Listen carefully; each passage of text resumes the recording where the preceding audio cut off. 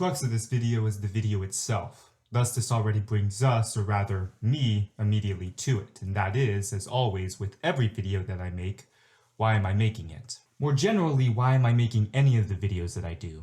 Why am I setting my iPhone up on a crappy little tripod? Why am I writing a script and revising it over and over again? Why am I simply just spending so much time making video essays that are going to be watched by a handful of people at the most? I'm in college. I mean, surely there's work and other responsibilities that I can attend to which would be more productive and beneficial to my time than any of these pointless YouTube videos that I create, right?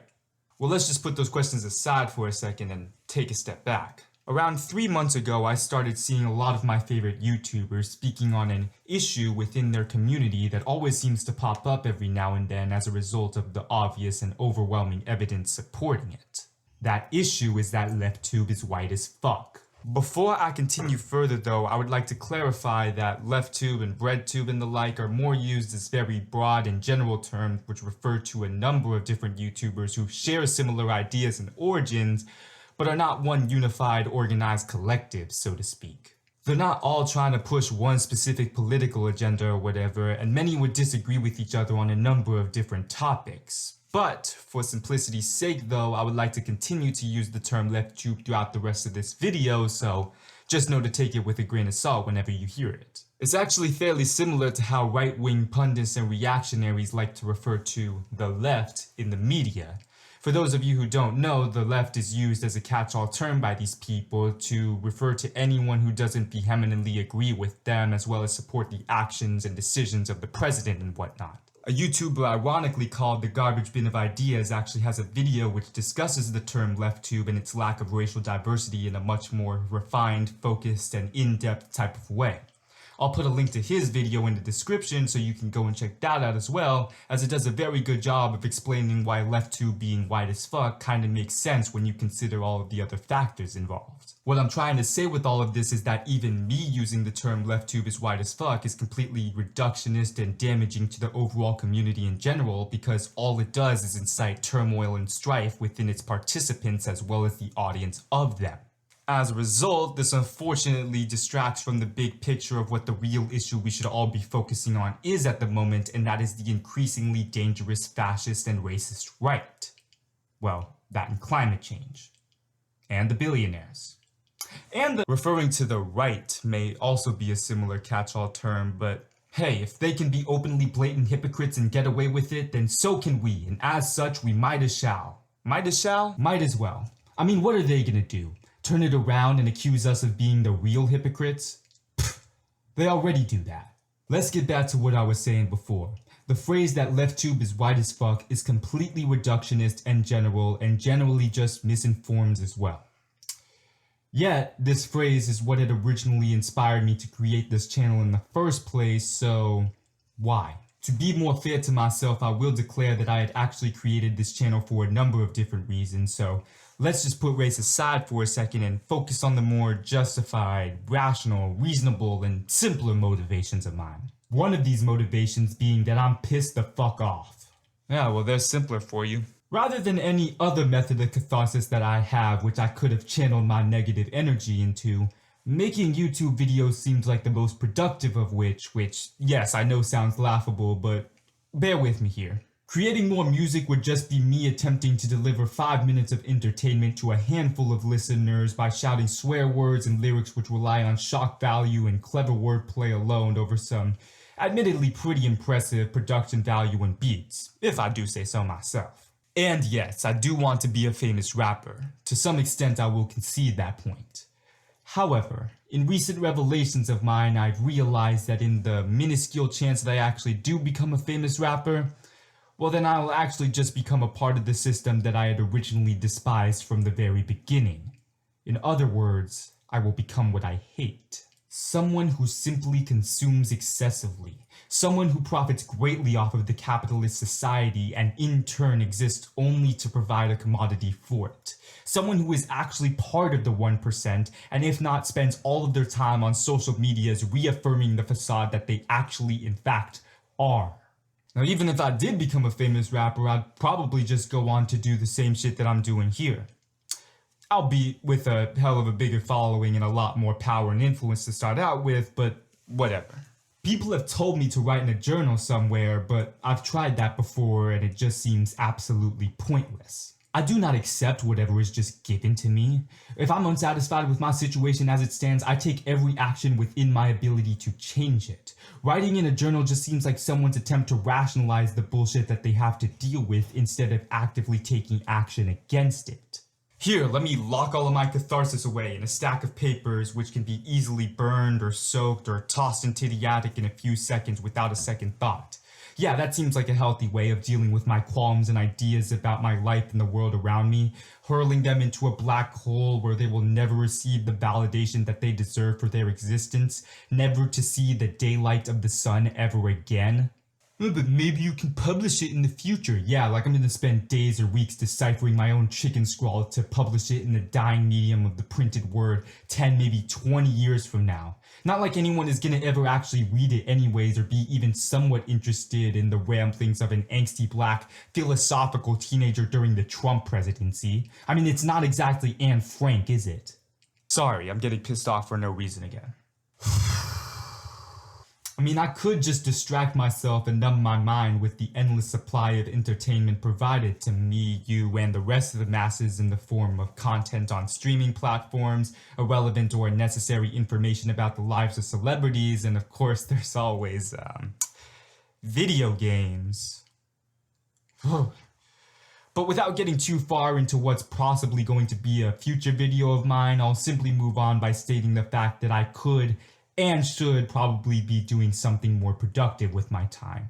Thus, I create these videos now, in part for the reason that they serve as a productive and effective act of catharsis. Why is this more productive and effective as an act of catharsis over all of the rest?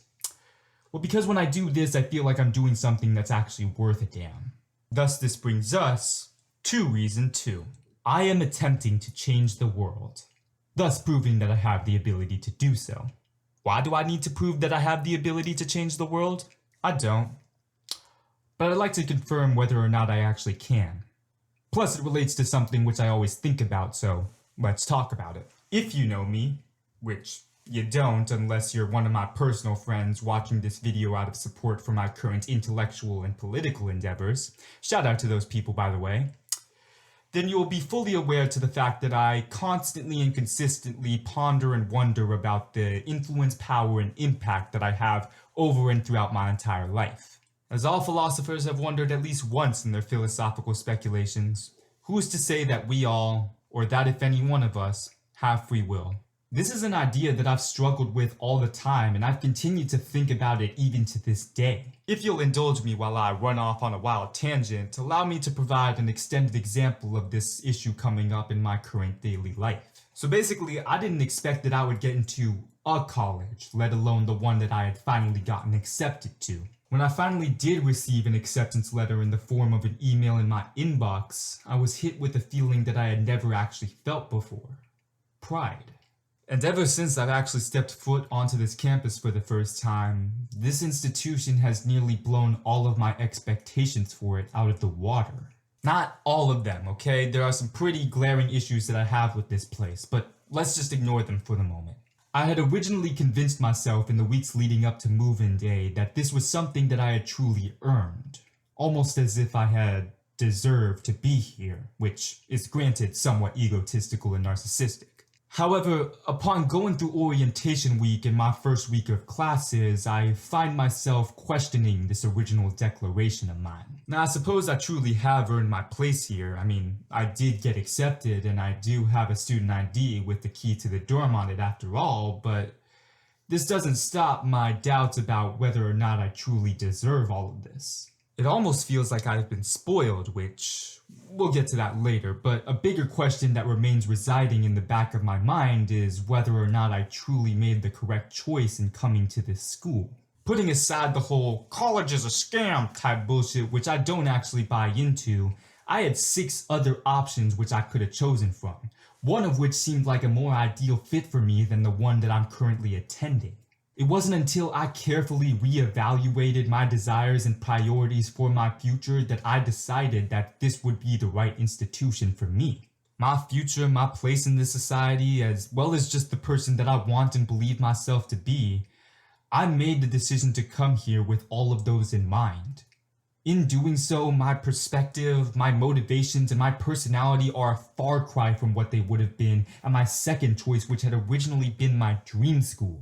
This drastic shift in my perspective and personality is so sudden and significant a change in my life that I am completely dumbfounded by my ability to make such a decision which has resulted in such an impact. I told y'all I was gonna ramble, so let me return to what had originally got me here in the first place. The sheer anomaly that is this overall metamorphosis of my character thus leads me wondering whether it was within the parameters of my own free will in the first place. I would not have experienced the same growth had I not received that acceptance letter. And that leads me to question whether my life in this moment can be attributed to myself and the decisions that I made, or the predetermined fate bestowed upon me by some outside force such as divine intervention, sheer luck, or something else which is simply completely unfathomable to us. In a more succinct summary, is it the result of my free will which lands me in the position that I find myself today, thinking and believing all of the thoughts and beliefs which I currently do,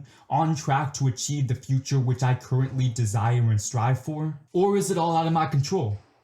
Is this truly the school that I'm just meant to go to? Is this the person that I'm just meant to be and turn into? Are these the choices that I'm meant to make? And is this the life in general which I am just meant to live? What is the point in me saying all of that when this video was originally supposed to be about why I'm creating this YouTube channel in the first place? That's why they call me the water bottle philosopher. Let's tie that wild tangent together by reminding ourselves of what we're talking about here.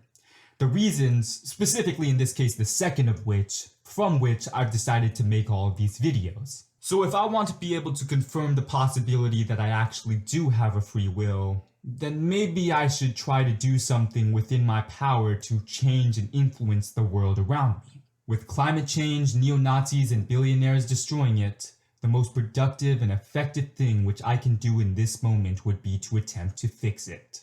I mean, look at Greta Thunberg. Is it Thunberg or Thunberg? It says Thunberg in the script, but people say Thunberg.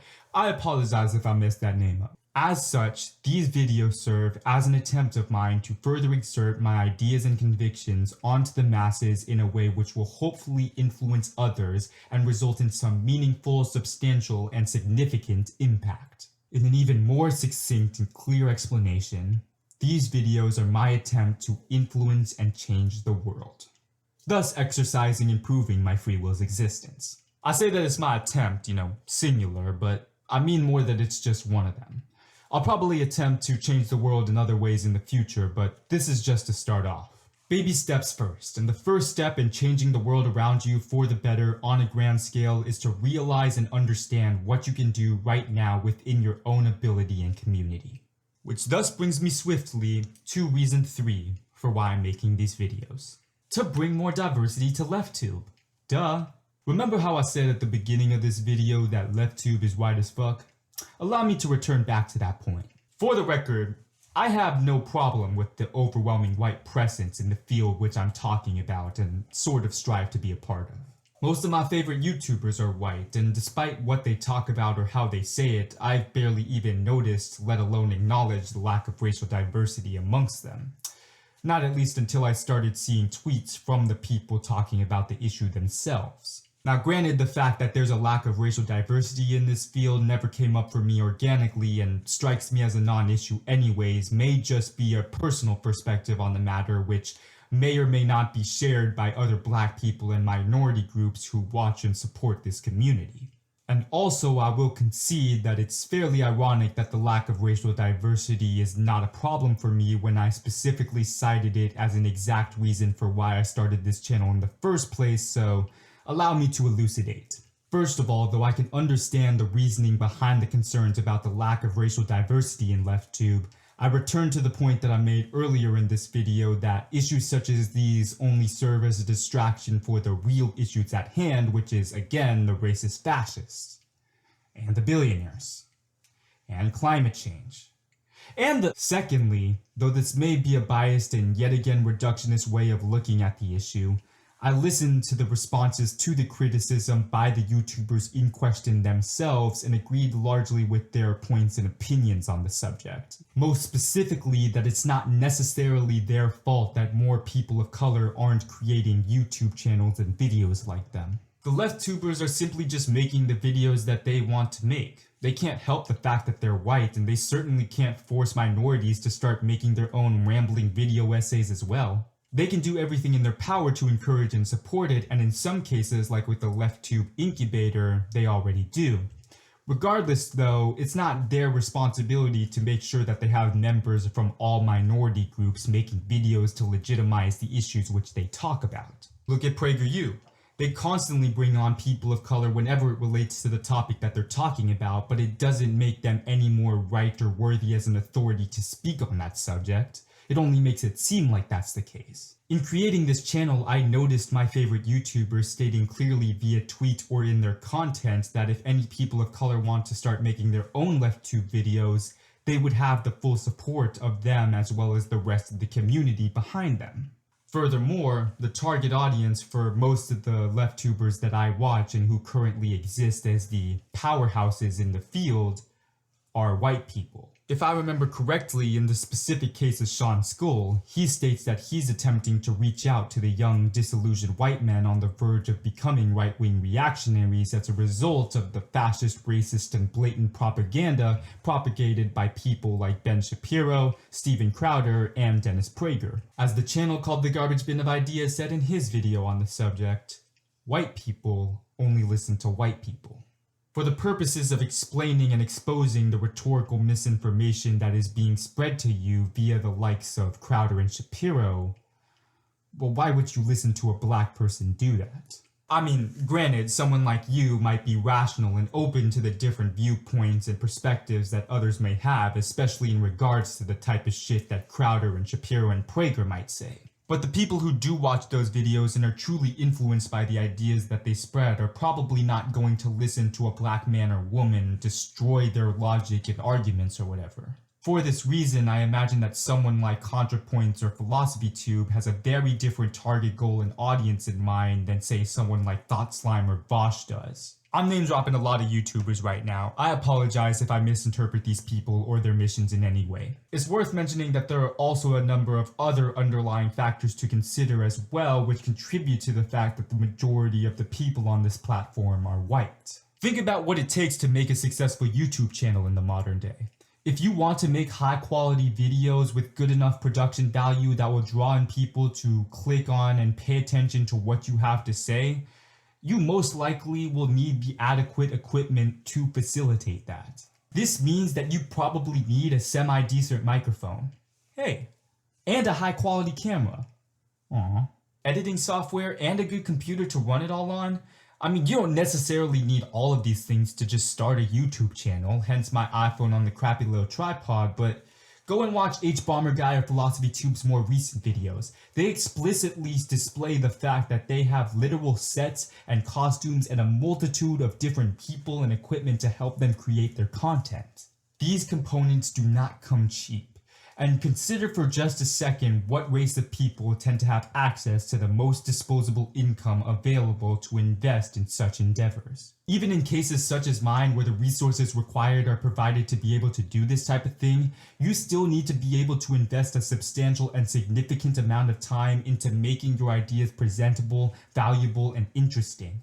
For example, the reason that this video didn't come out immediately after the misinformation video like I intended it to was because I kept having to revise the script and rewrite it over and over again until it sounded coherent and clear enough to present to the stranger watching this. That and also FL Studio kept fucking crashing. That and I'm also in college, you know? That shit been eating up all my time, I swear to God. So consider again what race of people tends to have the most amount of free time to spend towards a hobby which will most likely not net any profit or substantial growth for the first year or two.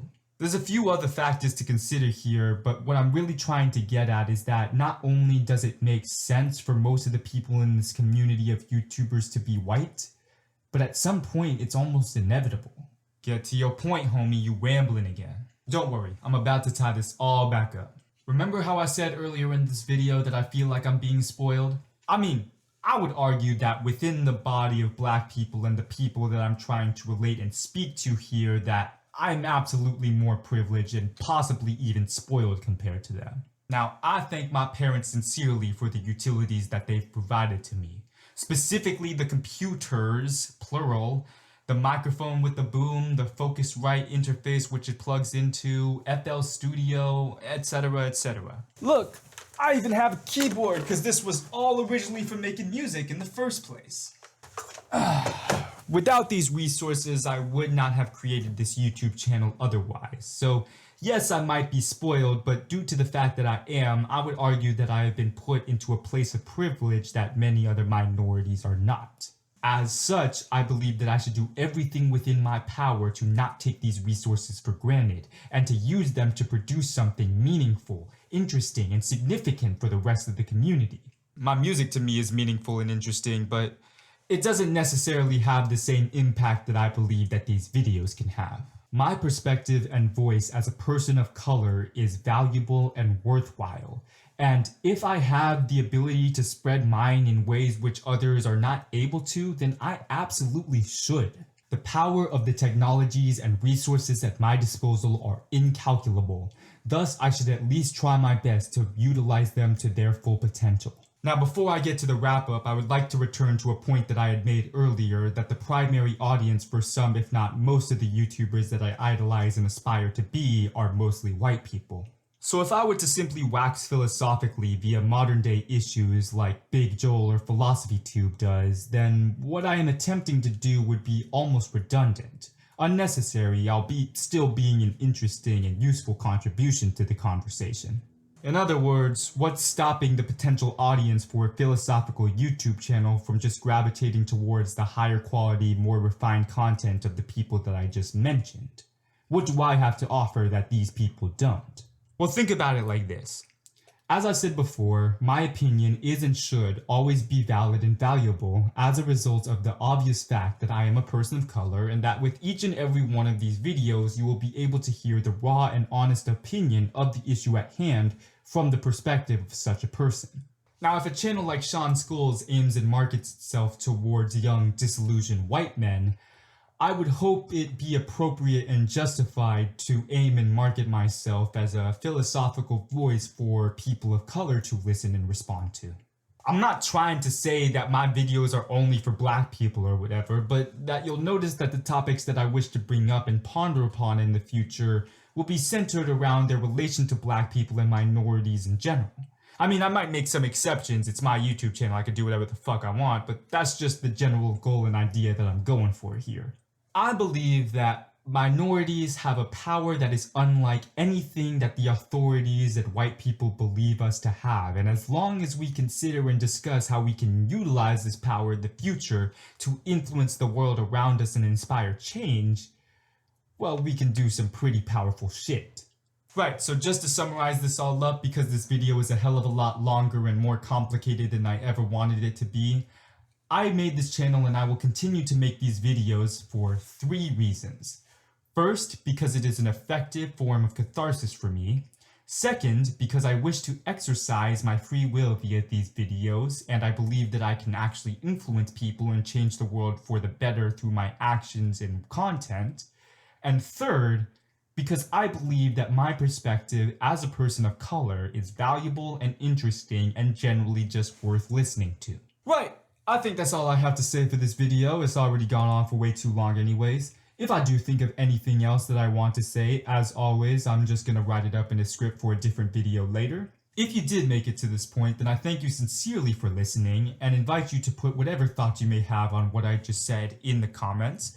Make sure to follow me on my Twitter, shoot me a tweet over there if you want, and check out the links in the description, as I'm always going to put whatever I think is relevant to the video there. Like, subscribe, share, do all that bullshit, and yeah. Ooh, I actually have something of an ending line that I could use for these videos, which I thought up recently. Okay, ready for this? Until next time, always remember to think philosophically. Huh? Huh? Yeah, whatever, get out of here.